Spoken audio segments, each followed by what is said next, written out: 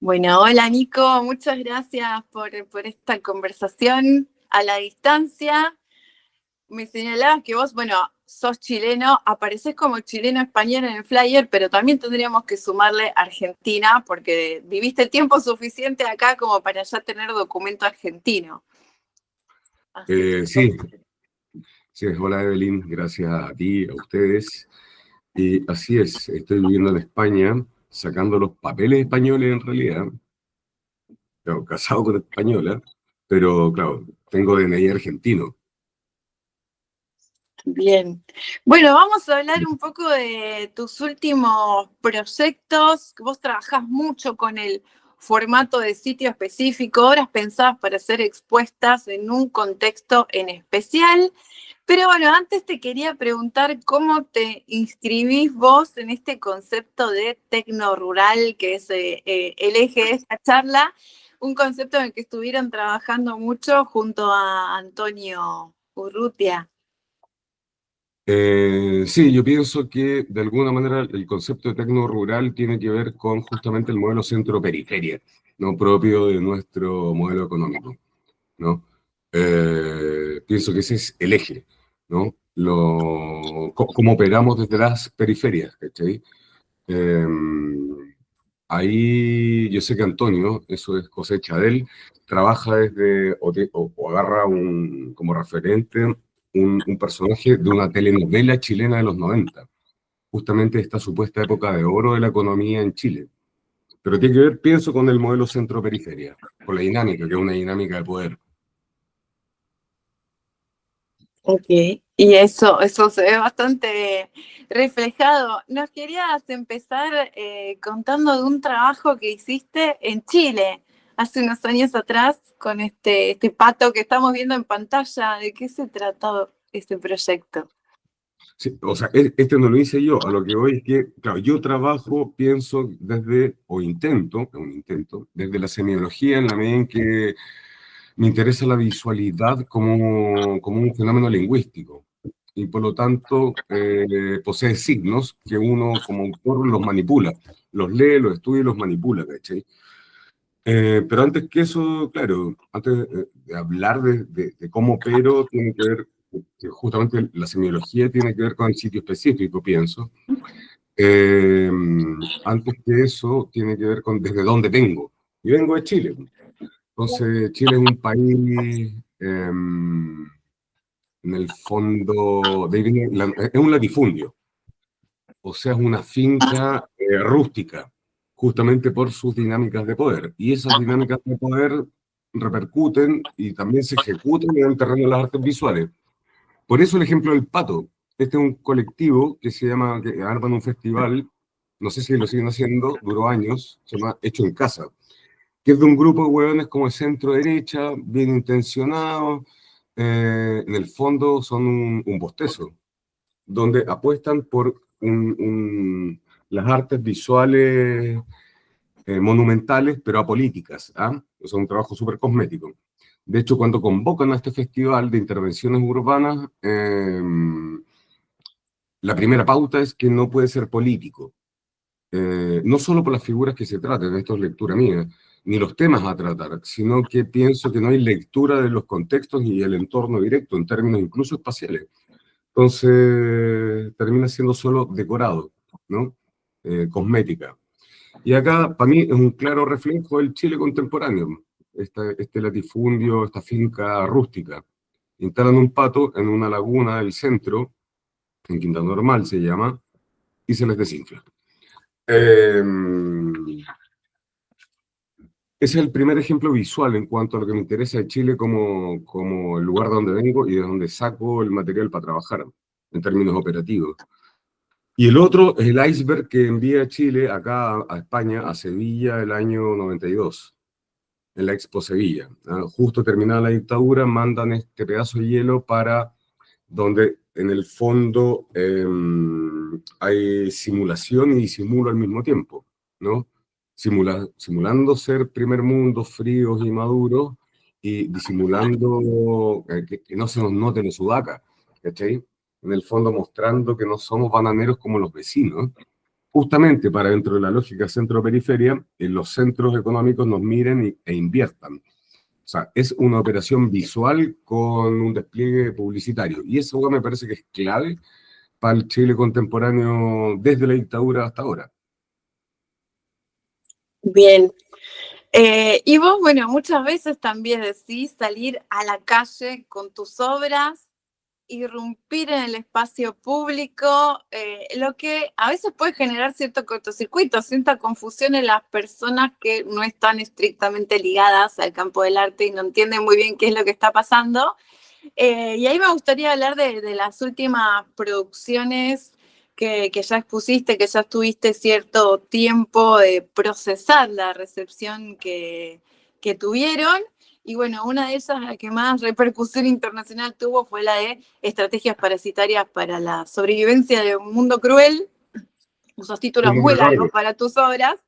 Que bueno, fue una intervención realizada en Madrid y que fue polémica a pesar de la brevedad, duró segundos nada más, porque No, minutos.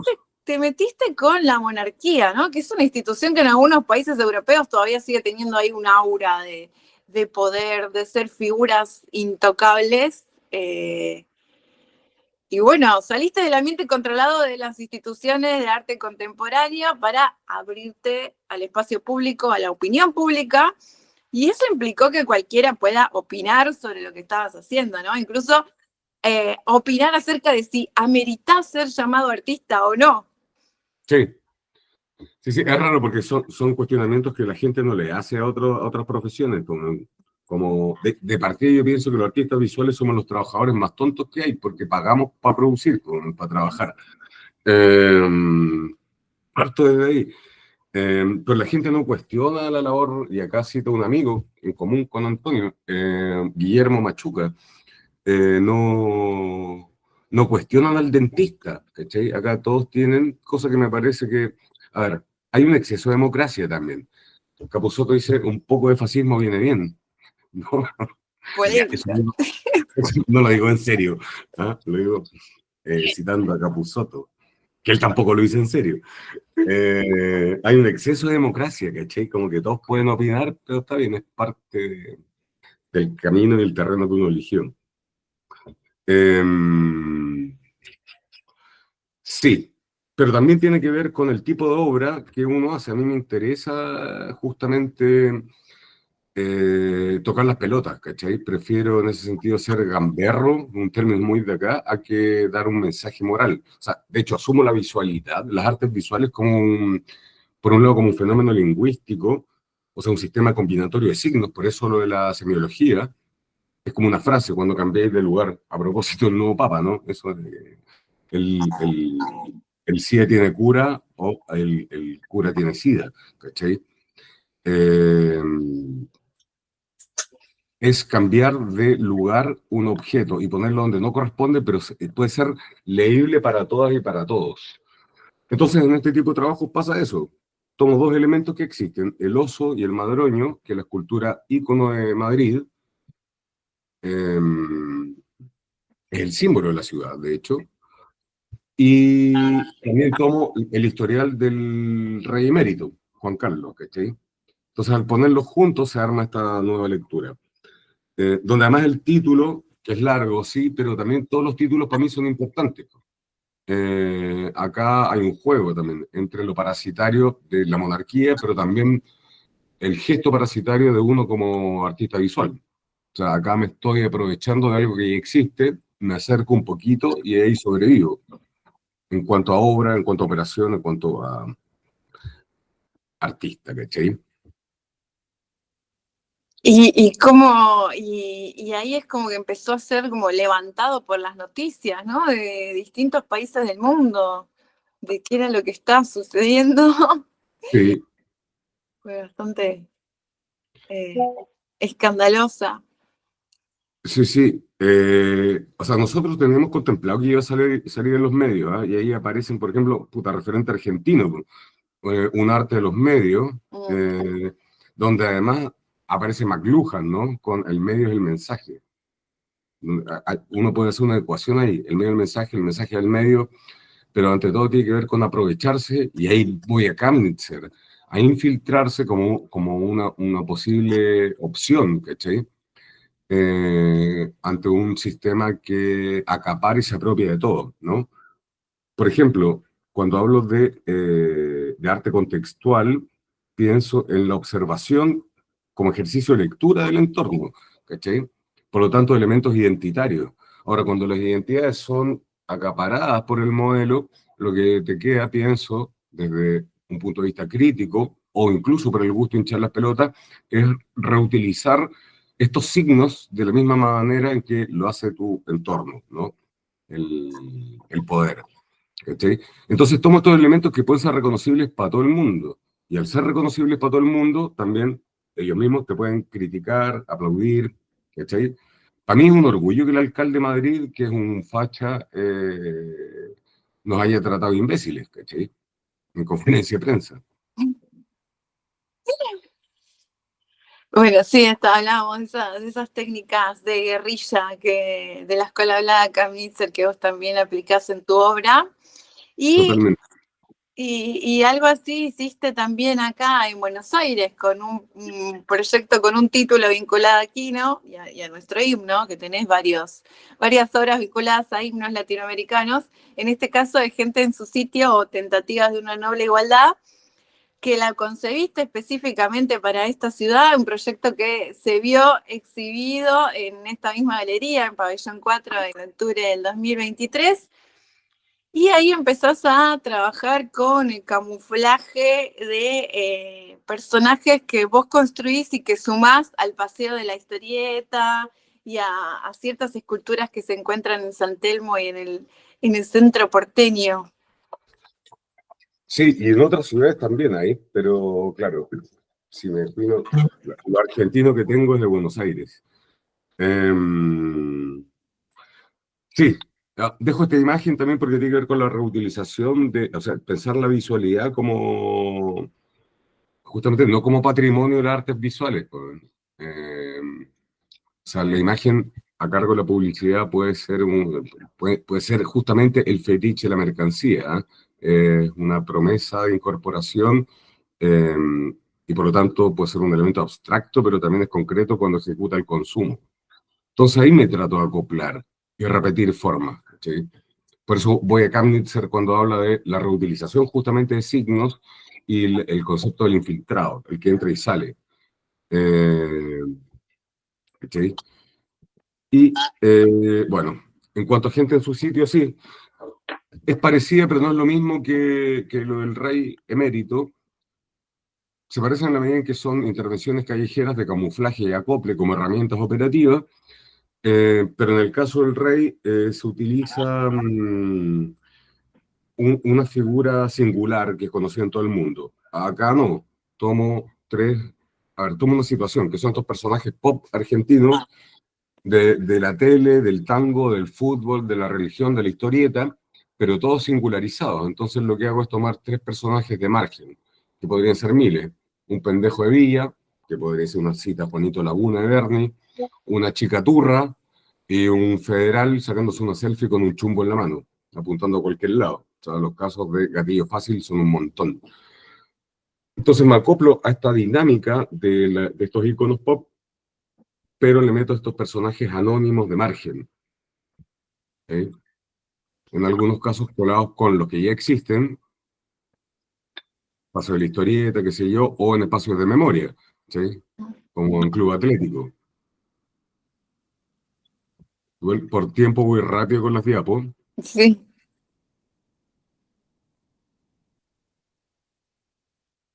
A mí no me interesa dar lástima, me interesa mucho más el humor, que no digo que sea un humorista, pero pienso que justamente la paradoja como figura es fundamental.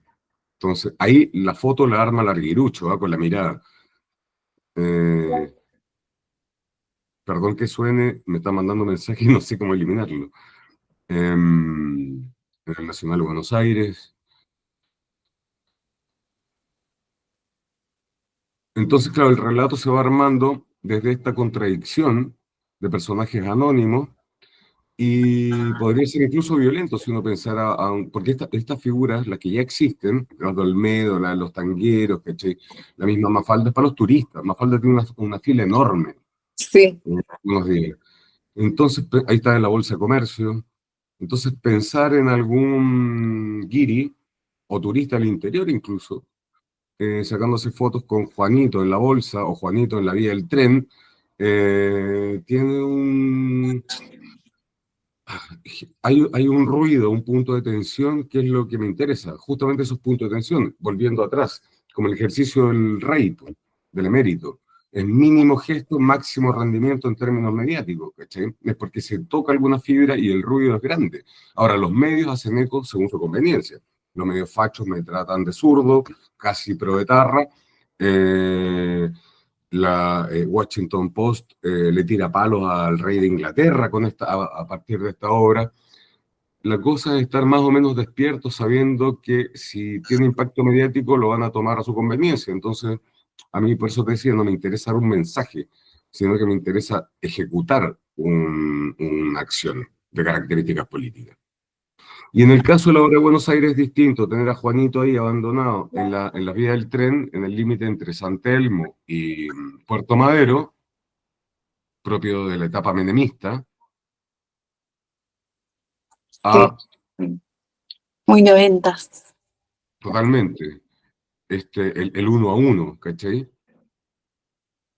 La chica, ahorita en la Facultad de Derecho, Facultad de Filosofía de la UBA. Esto fue un poquito antes que ganara Milei, más encima.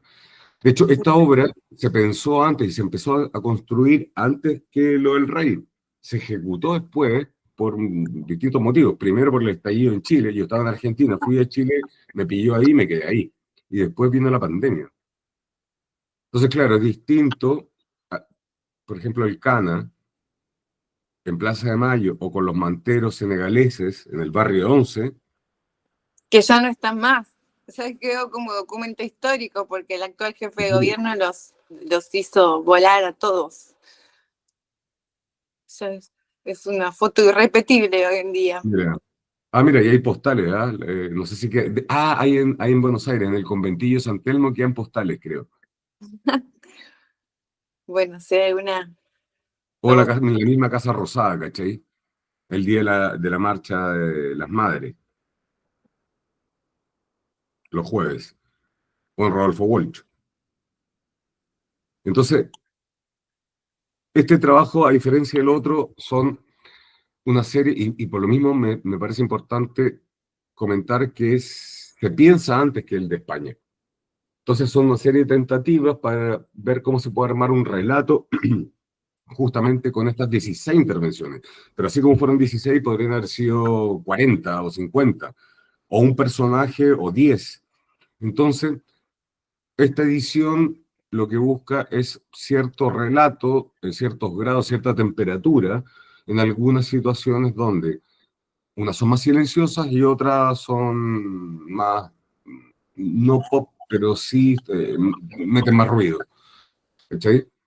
Hay postales, el equipo que trabajó, siempre trabajamos en equipo. Sí, Yo creo necesitas mucha logística tus proyectos. Bueno, que muchas gracias por haber participado, aunque sea a la distancia, de este conversatorio. ¿Tenés algún comentario más para cerrar? Y ya te despedimos. a ver, no, gracias a ustedes. Voy a tratar de conectarme, o sea, voy a poner despertador para estar conectado, pero no prometo nada. Lo otro que, si tengo que resumir mi trabajo en cuanto a gesto y operación, es eso, enrayado a una publicidad, ¿no? Para poder leerla de otra manera. O sea, trabajar con códigos que todos ya reconozcamos para obtener otra lectura. Básicamente es eso. Otra vez el gesto parasitario. Bueno, muchas Totalmente. gracias, Nicolás. Gracias a ti, Evelyn, a todos, a Néstor, a Antonio, a los colegas, ahí, a la gente. Eso. Abrazo.